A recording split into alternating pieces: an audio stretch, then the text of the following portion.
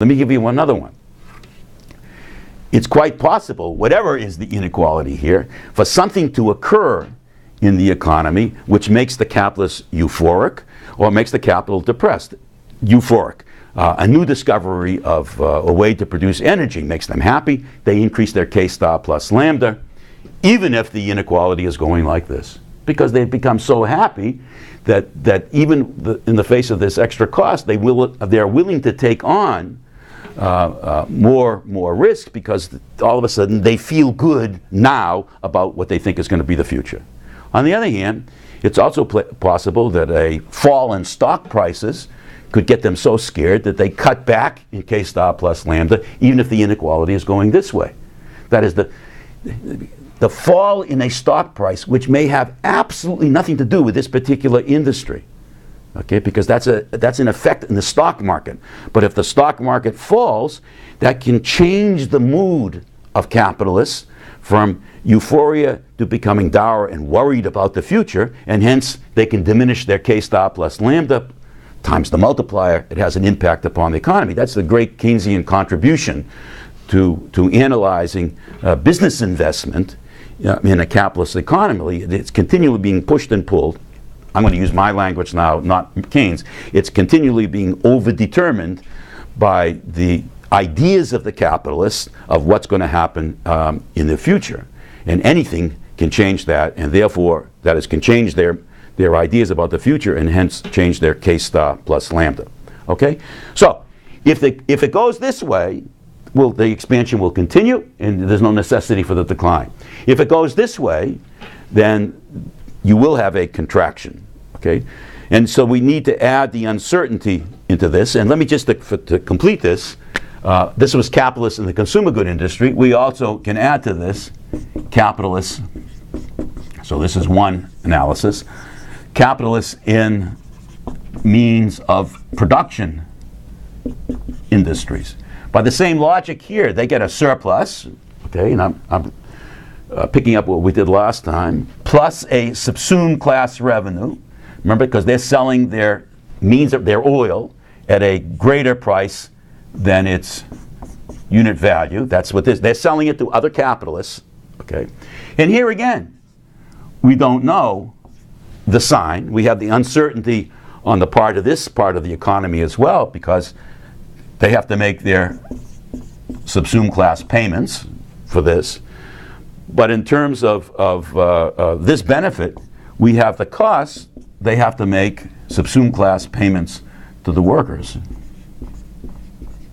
I'm going to leave this term off because these capitalists are producing the means of production, so it doesn't make any sense that, as it were, they're producing and selling it to themselves. But they still have to pay a higher price of labor power to the workers. So I don't know, and nor do you, and nor does anyone else, what the sign is here. This is as uncertain as the sign here. So we have, in the two great industries in capitalism, the wage good industry and the means of production industry. Marx, in volume 3 of Capital, calls the wage good industry Department 2, and calls the capital good industry, the means of production, Department 1. So in the two great departments, Department 1, means of production, Department 2, wage good industries, these two great departments, we have this uncertainty, and it's possible at any moment for it to go one way or the other. So let me summarize all this. Let me get rid of this. Capitalist expansion, K star plus lambda, is going up. That increases the demands for labor power. That increases the demands for means of production. So we have K star plus lambda increasing. That's our expansion. That has impacts on the labor market. That increases the demand for labor power, increases the demand for means of production. So that's our K star. But that also increases the demand for credit,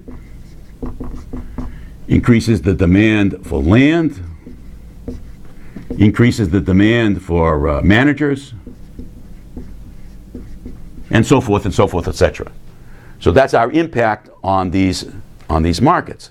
Then, as I argued with you, this in turn implies increases of prices for labor power, increase in prices of means of production, increase in prices of credit, interest rate, increases in rents, increase in the salaries of managers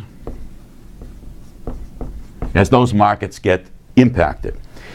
And it's possible then that this result here, over here, it's possible that this could lead to a contraction. Because you've set in motion these inflationary conditions in the economy, and at any moment, that could end up with a contraction, and the demands for labor power and means of production and managers and so forth can start shifting back to the left. You have that reserve army, the unemployment argument of Marx. So you have the possibility of crisis for capitalism, contraction, crisis for capitalism as a result of its expansion. That is, the costs of production rise, and the cost of those individuals who enable production also rise. Okay, the enabler is over here, and then the direct inputs into production over here. So the contraction is the crisis for capitalism as a result of its expansion. Okay, and then K star plus lambda false, implying the rise sets in motion the conditions of existence for the fall, the business cycle. Okay? On the other hand, this need not happen. There's no necessity for this. Why? Because this very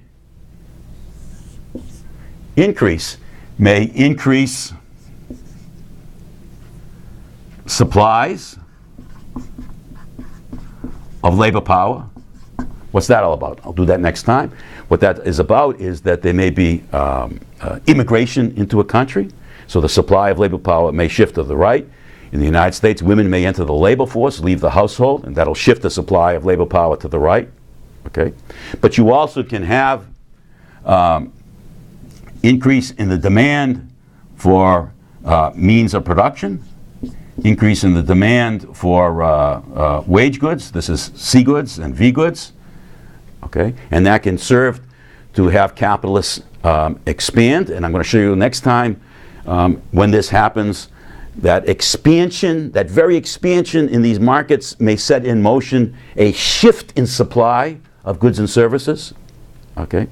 You can also have changes in technology such that the demand for labor power doesn't shift to the right as much. It doesn't, it shifts, but it doesn't shift to the right as much as expected. What's that all about? That's a rise in the composition of capital. That's C over C plus V may rise. You can have the state stepping in to offset the rising interest rate by increasing the supply of credit, the supply of money in the society to offset an increased interest rate. That's what the state is doing now. You can have imports of new means of production. That is, the supply of means of production would shift to the right. And of course, increased imports of V goods, such that the supply of automobiles shifts to the right, and hence there's less of a tendency for the prices to rise, and you don't get this. So in other words, it's quite possible to put all this together to have offsetting effects in all these different markets so that the recession does not occur. And that's what I'm going to examine next time, is the possibility of these different shiftings, so we get a much more nuanced and sophisticated analysis and understanding of an economy, and how, again, it's being pushed and pulled in these different directions by the very capitalist expansion which is set in motion. Thank you.